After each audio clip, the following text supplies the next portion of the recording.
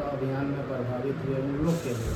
और अभी से ये समस्या है हम लोग का वनमंडल अस्पताल के सामने, यहाँ भी काफ़ी गरीब लोग दुकान आदि करके अपना परिवार चलाते हैं। इन लोग के लिए कोई प्लानिंग? देखिए, जो अतिक्रमण हुआ उस समय किसी भी रूप में हम अतिक्रमण को सही तो हम भी नहीं मानते हैं, कि हम क्या कोई नहीं मानता है, क्योंकि गरीब गुरबा के लोग हैं, डेली दुकान खोलते हैं, चलाते हैं, और मुझे नहीं लगता है कि उनका दुकान को तोड़ना किसी तरह संभव सही है। लेकिन स्थिति परिस्थिति ऐसा बनता है कि आप एनएच के बगल में इस तरह का बना दीजिएगा, और अगर आपको नगर पालिका कुछ नहीं बोलेगा तो वो धीरे धीरे बड़ा होता रूप होता जाएगा, और जाम का भी सामना करना पड़ेगा, कचरा का भी सामना करना पड़ेगा, सभी रूप से दिक्कत होगा हम लोग को। और ये तो नगर पालिका की ओर से सबसे पहले तो आप लोगों को आश्वस्त करेंगे, नगर पालिका की ओर से नहीं तोड़ा गया था, नगर पालिका का स्टाफ जरूर था, नगर पालिका जैसे भी जरूर था, प्रशासन के लोग भी थे, यहाँ ऊपर से आदेश था, और ये सभी जगह होता है। तो ये गलत था, मैं भी मानता हूँ ये गलत था। लेकिन आप विश्वास दिलाता हूँ कि इससे पूर्व क्या हुआ है कि नगर पालिका की ओर से तोड़ा जाता है, फिर छोड़ दिया जाता है, फिर दुकान बन गया, फिर तोड़ा जाता है, फिर छोड़ दिया जाता है। हम लोग प्रयास कर रहे हैं कि दुकान बनाने का। अब जब बात दुकान बनाने का जब आता है तो परमिशन लेना जरूरी है, क्योंकि समझना होगा पूरा रोड किनारे मेरा ज़मीन नहीं है, नगर पालिका की ज़मीन है, ऐसा नहीं है। एनएच की ज़मीन है, अनुमंडल का अपना ज़मीन है, सटा हुआ है, उसके बाद भारत भूमि नीचे जो एनएच का जो ओवरब्रिज उसका ज़मीन है। तो हम लोग इसी बात को लेकर के हम लोग एनएच विभाग में स्कूटी सर के साथ मिलने गए थे हम लोग। तो हम लोग यही बात हुआ है, उनका कहना था कि एनएच कभी भी लिखित रूप से नहीं देगा कि रोड किनारे आप अपना दुकान बनाएं, लेकिन आप ये कर सकते हैं प्रयास कि एनएच के से जो अपना ज़मीन होता है, जो भी जितना इसको फीट में होता है उसको आप नापी कर लीजिए, जो जगह बचता है उसमें आप दुकान बना लीजिए, चाहे वो 10 फीट का हो, चाहे वो 5 फीट का हो। बरहाबाद जो भारत भवन और असलम चौक जो है, तो भारत भवन और असलम चौक के नीचे जो है ओवरब्रिज जो है, ओवरब्रिज उनका कहना था कि जो पीपीपी मॉडल जो होता है पार्टनरशिप के रूप में, अगर मान लीजिए जो रेवेन्यू उठेगा अंडरपास जो हम लोग ओवरब्रिज है, ओवरब्रिज के नीचे से जो भी रेवेन्यू उठेगा वो रेवेन्यू एक एनएच को जाएगा, एक हिस्सा नगर पालिका को जाएगा।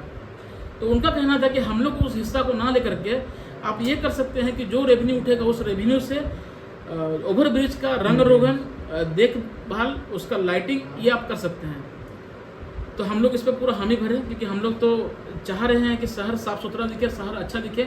उसके लिए रंग रोगन भी हम लोग करेंगे, उसका देखभाल भी हम लोग करेंगे, और लाइट भी नगर पालिका द्वारा ही लगाया गया है। तो ये सुनने के बाद मुझे लगता है कि हम लोग जो स्कूटी सर थे उनका झुकाव हम लोग प्रति अच्छा था, और उनका कहना है कि सप्ताह भर रुक जाइए, हम रांची से परमिशन ले लेंगे। लेकिन मेरी ओर से मतलब फ्लाईओवर के नीचे जो भी दुकान या पार्किंग बनाना चाह रहे हैं लोगों, इस पर अपन आगे बढ़िए, इसके लिए मेरे तरफ से पूरी तरह से हाँ है उनका कहना था। लेकिन सप्ताह भर रुकने के बाद में बात रहा कि हम लोग जो अनुमंडल के बाहर का जो ज़मीन है, जैसे हम लोग आप लोग देख रहे होंगे यहाँ पर जो आपका चेक नाका है, चेक नाका से सट के जो भी अनुमंडल का बाउंड्री है दुकान बनाना चाह रहे हैं हम लोग। लेकिन इसको हम लोग इसलिए रुके हैं क्योंकि हम लोग एनएच की ओर से एक जेई आएंगे, एक मुंडा जी है जेई है, वो आएंगे, और हम लोग जो ब्लॉक से एक ओमिल लेंगे हम लोग, और जो ज़मीन उनका है वो हम लोग नापेंगे।